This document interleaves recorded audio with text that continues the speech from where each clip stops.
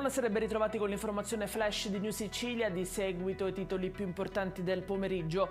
In apertura la cronaca, il quarantenne Victor Roy Riolo, catanese residente a San Giovanni La Punta, la vittima dell'incidente mortale avvenuto poco prima delle 10 sulla tangenziale. Il Centauro viaggiava a bordo di una moto di grossa cilindrata insieme alla compagna coetanea rimasta gravemente ferita quando sarebbe andato a finire contro un mezzo fermo in corsia di emergenza per dei lavori al manto stradale. Un altro sinistro dall'esito mortale è avvenuto nel Messinese. Un'anziana di 89 anni alla guida di un'auto si è scontrata con un furgone sulla statale 113 e deceduta per le gravi ferite riportate al Policlinico.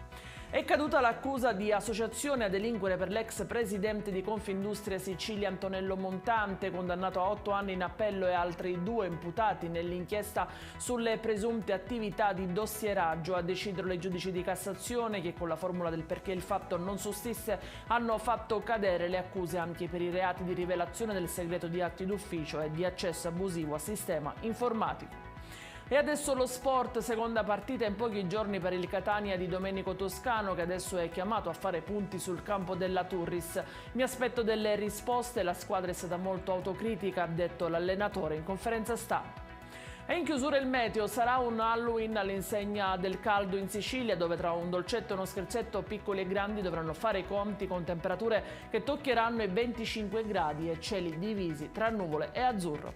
Ed è tutto per questa edizione. I dettagli su queste notizie li trovate come sempre sul nostro sito www.newsicilia.it e sui nostri canali social. Grazie per averci seguito, buona serata e a domani.